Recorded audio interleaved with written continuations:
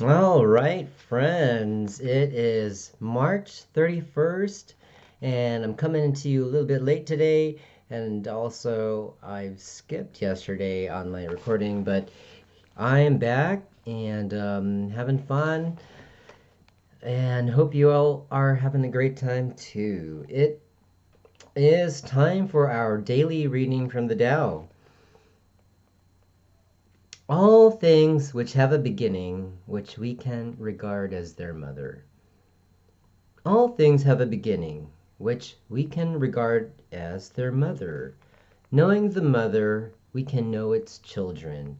Knowing the children, yet still cleaving to the mother, you can die without pain. Stop up the holes, shut the doors. You can finish your life without anxiety. Open the doors, increase your involvements. In the end, you can't be helped. Seeing the subtle is called illumination. Keeping flexible is called strength. Use illumination, but return to the light. Don't bring harm to yourself. This is called practicing the eternal. All right. We are entering some interesting times, my friends and family and loved ones, so learn something new every day, and the Tao is an excellent place to start. All right, from Believing in Myself, the reading for March 31st starts with a quote from Dorothy Parker. I shall stay the way I am because I do not give a damn. Dorothy Parker. Some self-improvement projects are doomed before they begin. One kind is the half-hearted little effort we may make to stop other people's nagging and get them off our backs. How could improvement come from that? Another losing venture is the search for a free lunch. In this case, we try to fool ourselves that the trappings of healthy behavior can actually substitute for behavior itself. Let's get serious. There's no law that says we must improve ourselves if we don't want to. We have every right to stay just the way we are, or even to slip backwards. But there are natural laws that will ultimately come to bear. One is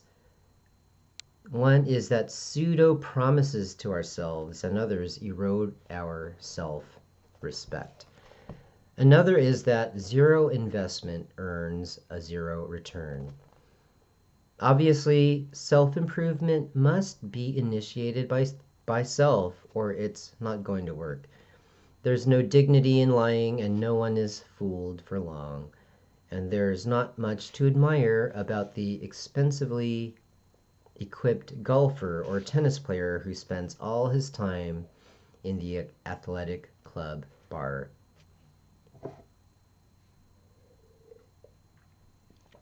Until we actually decide to give a damn, we can at least salvage some integrity by being honest. Pretended self-improvement mocks my own integrity. All right, well, that was a fun one to read. And the next one is tomorrow is April 1st. So hello, hello, hello. All right, next reading for today is coming from the language of letting go. And wow, this is going to be fun. Finances, March 31st. So how many millions of people have gone on the unemployment rolls this past week? Taking financial responsibility for ourselves is part of recovery. Some of us may find ourselves in hard financial times for a variety of reasons. Our recovery concepts, including the steps, work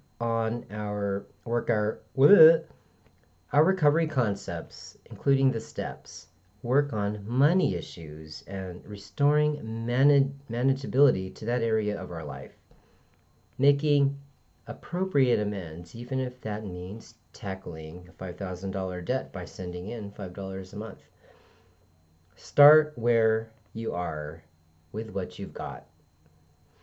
As with other issues, acceptance and gratitude turn what we have into more. And that's the big lesson in all of this, folks. Money issues are not a good place to act as if. Don't write checks until the money is in the bank. Don't spend money until you've got it in your hand. Well, as you know, everybody, our monetary systems are about to go haywire. So, do what you need to do.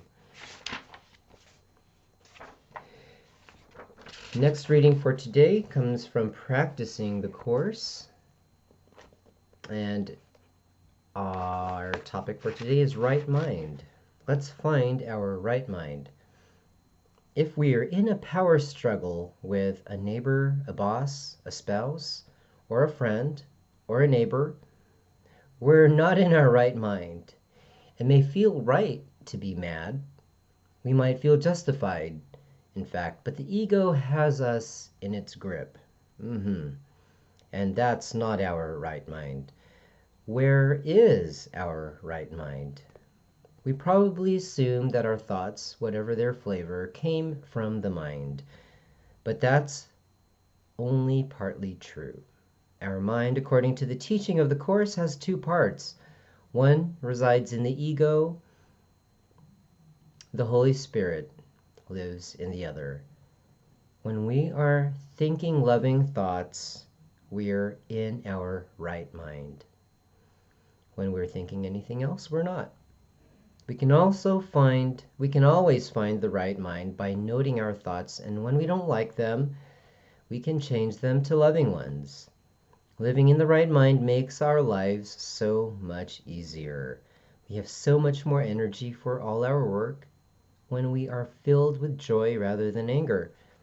The right mind is as close as my wrong mind. I can change it at will today and be happy. Yeah, this is awesome. These days, these times of social distancing and being locked down or in self-quarantine, whatever you want to call it, we have the right time to, confront our inner thoughts. And now that most of us are 2+ weeks into it, should be pretty interesting. So I would love to hear your comments in the comments. So please comment or subscribe. And thank you for joining. Hope you have a great day tomorrow and today. Talk to you all later. Bye now.